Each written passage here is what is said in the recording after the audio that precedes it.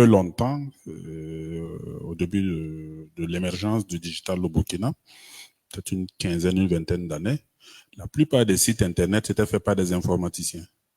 C'était des sites qui étaient techniquement très bien, mais très, très vilains à voir.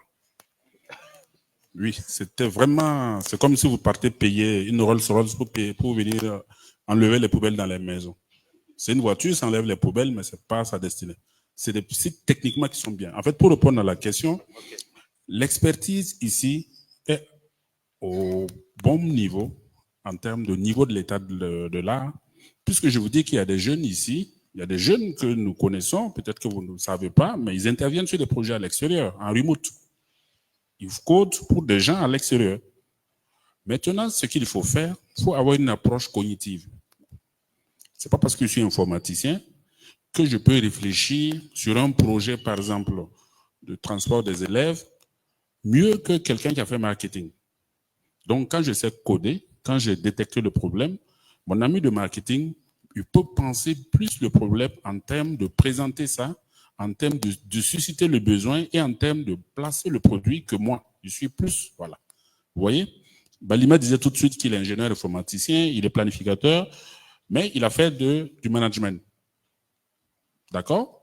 Moi, c'est relativement le même parcours. J'étais enseignant, ensuite, voilà, je suis ingénieur informaticien, mais j'ai fait de la stratégie.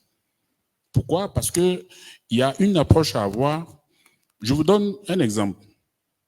Quand on vous dit Apple ou bien Macintosh, vous pensez à qui?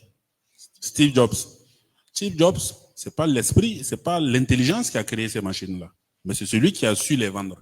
C'est deux amis, un ingénieur informaticien, l'autre communicateur. L'ingénieur, c'est qui s'est inventé, mais il ne comprend rien d'en vendre. S'il doit vendre, peut-être qu'aujourd'hui, on ne connaissait même pas Macintosh. Il a placé sa confiance à son ami, qui sait bien présenter les choses, et le business a marché, le projet, nous tous, on est ici, ça nous impacte. Donc, M. Bazé, je pense qu'il y a la nécessité à ce que les gens travaillent de façon collaborative et inclusive.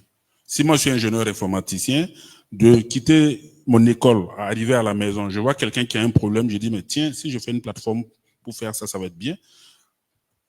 Demain, quand je viens, j'appelle mon ami qui fait communication digitale, je dis, mais tiens, j'ai vu un vieux qui faisait telle chose, je pense que si on réfléchit dans tel sens, ça va être bien. Qu'est-ce que tu en penses?